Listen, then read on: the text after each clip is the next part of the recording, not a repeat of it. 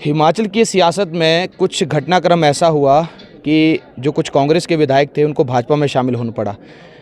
जो भाजपा में शामिल हुए उन्होंने कारण जो है सुखविंदर सिंह सुक्खू जो कि मुख्यमंत्री हैं उनको करार दिया।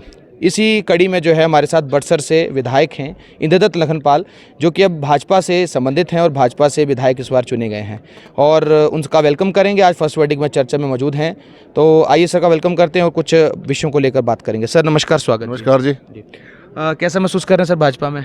बढ़िया, बहुत अच्छा जी। लगातार जब आपने भाजपा में शामिल हुए थे, सीएम सुखविंदर सिंह सुक्खू को जो है आपने कटघरे में खड़ा कर दिया था, क्या कहेंगे अब? देखिए, जो हमने बातें कही थी वह सच साबित हो रही हैं। विकास की दृष्टि से प्रदेश पिछड़ता जा रहा है। बड़सर विधानसभा क्षेत्र पूरी तरह से पिछड़ गया है, विकास के कार्यों पे ग्रहण लग चुका है जी। और बहुत सारे मुद्दे हैं, चाहे कर्मचारियों का मुद्दा है, चाहे स्वास्थ्य संस्थानों का मुद्दा है, चाहे आउटसोर्स कर्मचारियों का मुद्दा है, वोकेशनल टीचर्स का मुद्दे हैं, सारे के सारे वैसे ही पड़े हैं। 2 वर्ष में सरकार ने अपने जो उपलब्धियों का वर्ष मनाया बिलासपुर के अंदर। मैं सरकार से ये पूछना चाहता हूँ कि ऐसा क्या आपने कर दिया इस प्रदेश में जो आपको 2 वर्ष में 1100 बसों में लोगों को ठूंस ठूंस के भर के लाया गया, और वो भी उसमें मैक्सिमम लोग, कोई आंगनबाड़ी की कार्यकर्ता, कोई आशा वर्कर की कार्यकर्ता, कोई सरकारी फौज ही उसमें बहुत ज़्यादा थी। तो आम जनता तो वहाँ पहुँच ही नहीं पाई, और जो आम जनता आई भी खासकर उनके विधानसभा क्षेत्र से, उन्होंने भी स्पष्ट तौर पर वहाँ मीडिया के सामने कहा कि कोई विकास नहीं हो रहा है, कोई गारंटियाँ पूरी नहीं हो रही हैं। चाहे महिलाओं ने यहाँ तक कहा कि 1500 रुपये हमें नहीं मिल रहे हैं, और ये मुख्यमंत्री जो झूठ बोल रहे हैं। उनके अपने ही घर के साथ वाले एक धनीराम जी थे जो कह रहे थे कि सरकार ने कुछ नहीं किया, सारे काम बंद पड़े हैं, झूठ बोलते हैं मुख्यमंत्री महोदय, ऐसा उन्होंने बयान दिया था उसमें। तो ये तो जनता की आवाज़ है, और ये जनता हर तरफ से, चारों तरफ से सरकार जो है बुरी तरह से घिर चुकी है और फेल हो चुकी है। सीएम सुखविंदर सिंह सुक्खू की कार्यप्रणाली और राजा वीरभद्र सिंह की कार्यप्रणाली, किसको बेहतर मानते हैं और क्यों? देखिए, सीएम सुखविंदर सिंह सुक्खू जी को वीरभद्र के साथ तुलना करना तो एक अन्याय होगा, क्योंकि वीरभद्र सिंह जैसे जो एक महान नेता रहे हैं, उनमें नेतृत्व क्षमता थी और प्रदेश की पूरी टोपोग्राफी को बहुत अच्छी तरह से वो जानते थे और जनता के दुखों को समझते थे। हर चीज़ की व्यवस्थित तरीके से जो वो कार्य करते थे। तो सुखविंदर सिंह सुक्खू तो उनके आगे कुछ भी नहीं है। जो भी निर्णय लेते हैं वो राजनीतिक प्रतिशोध के कारण वो सारे निर्णय कर रहे हैं, जिसका जो है खमियाजा भुगतना पड़ रहा है। अभी आज ही जो संस्थानों को बंद करने का क्वेश्चन लगा था माननीय विधायक रणधीर शर्मा जी के द्वारा, उसके ऊपर आज वॉकआउट किया भारतीय जनता पार्टी और हम सभी विधायकों ने। तो उसका कारण क्या है? देखिए, मेरे अपने विधानसभा क्षेत्र में जयराम जी की जब सरकार थी, उन्होंने हमारी 2 चौकियाँ जो बड़े लंबे समय से अस्थायी तौर पर चल रही हैं, उनको स्थायी करने के लिए नोटिफिकेशन की। एक बीजेडी के अंदर है, एक भुट्टा के अंदर है। बड़े लंबे समय से मांग थी विभाग की भी और आम जनता की भी। उसको इन्होंने आते डिनोटिफाई कर दिया। एक आयुर्वेदिक संस्थान खोला था कुल्हेड़ा ग्राम पंचायत में। उसमें एक बुजुर्ग महिला है, उन्होंने ज़मीन अपनी दान में दी थी, उस सुचारू रूप से चल पड़ी थी, उसको बंद कर दिया, आते ही बंद कर दिया। फिर जो पीएससी हमारा भुट्टा का है, जो सीएससी स्तरोन्नत किया था आदरणीय जयराम जी ने, उसको डिनोटिफाई कर दिया।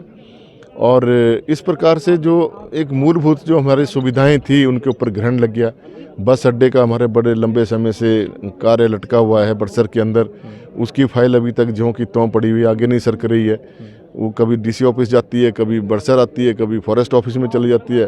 तो मतलब टॉस हो रही है फाइल, उसको कर नहीं रहे हैं। साथ में ऐसे ही एक छोटा सा बस अड्डा भोटा में बनना है, उसकी सारी औपचारिकताएं पूरी हो चुकी हैं, लेकिन बजट का रोना रोते हुए वो काम भी अटका हुआ है। और हमारा जो कम्युनिटी हेल्थ सेंटर है बीजेडी के अंदर, उसकी हालत तो और भी दयनीय है।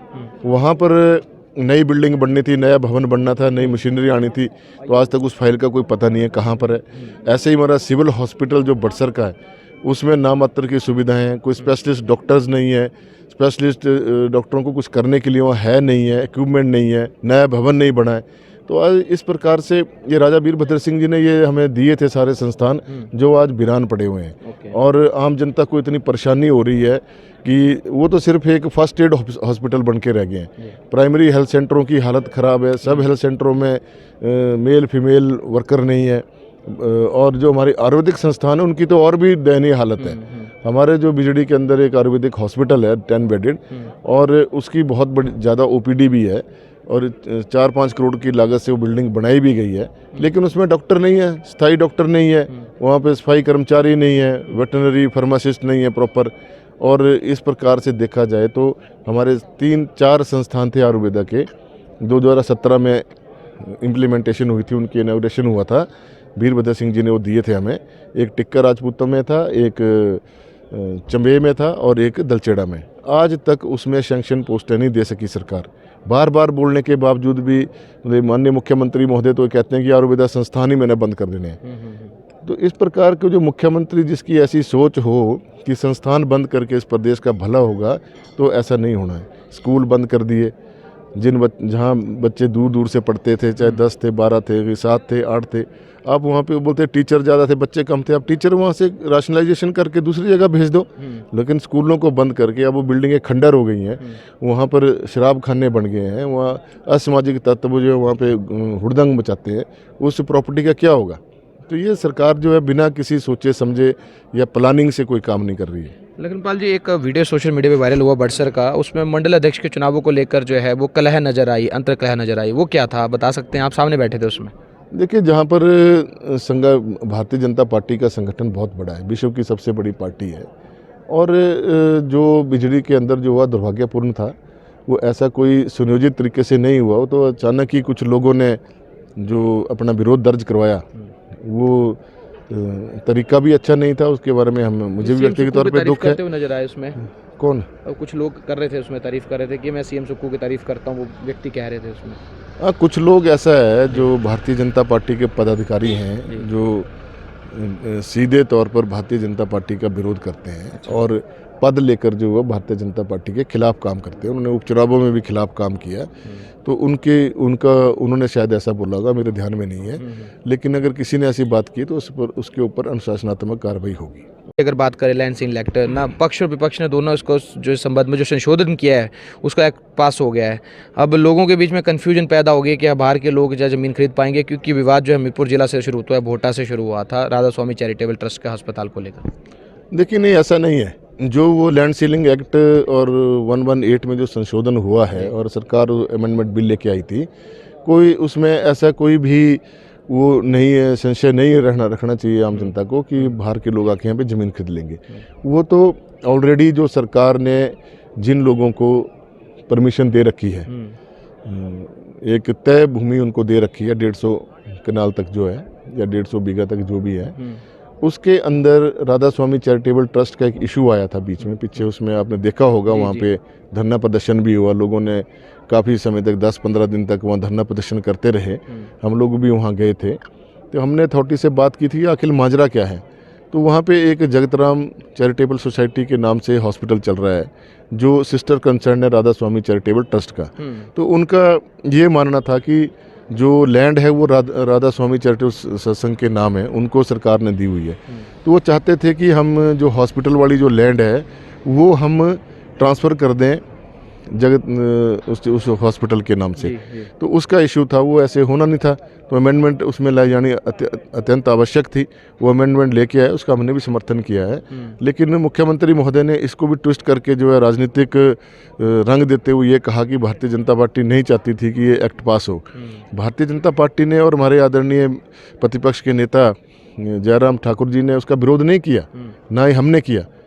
जयराम ठाकुर जी ने केवल मात्र एक बात कही है कि हम सम्मान करते हैं राधा स्वामी सत्संग की जो चैरिटी है, उसके ऊपर हमारे को कोई भी संशय नहीं है। सिर्फ ये जो एक्ट आप लेके आए हैं, इसमें इतना सा संशोधन अवश्य करें कि इस एक्ट का अमेंडमेंट का कोई दुरुपयोग ना हो, क्योंकि हिमाचल प्रदेश छोटा राज्य है, यहाँ पर लैंड होल्डिंग बहुत कम है और गरीब लोग उनकी पास थोड़ी थोड़ी ज़मीनें हैं। यदि इस एक्ट की वजह से कहीं बाहर के लोग ज़मीनें ना खरीद लें और यहाँ के लोग जो हैं बेसहारा ना हो जाएं और गरीब ना हो जाएं, इसलिए जयराम जी ने उसमें अपना पक्ष रखा था कि प्रदेश हित को सर्वोपरि रखते हुए एक्ट को इस तरीके से संशोधित किया जाए ताकि आम जनता के ऊपर इसका बोझ ना पड़े या कोई विपरीत प्रभाव ना पड़े। चलिए, बहुत बहुत शुक्रिया लखनपाल जी, आपने कीमती समय दिया हमारे चैनल को। आपका शुक्रिया सर, थैंक यू। ओके। तो दर्शकों, ये थे हमारे साथ इंद्रदत्त लखनपाल जी, वडसर विधानसभा क्षेत्र से विधायक हैं और लैंड सीलिंग एक्ट और तमाम ऐसे मुद्दे हैं जिनको लेकर जो है बेबाक चर्चा हमारे साथ की है। चलिए जुड़े रहिए और शेयर कीजिएगा इस लाइव को। बहुत बहुत धन्यवाद। विनायक ठाकुर, धर्मशाला तपोवन से लाइव था अपने सहयोगी डिम्पल चिंटा के साथ।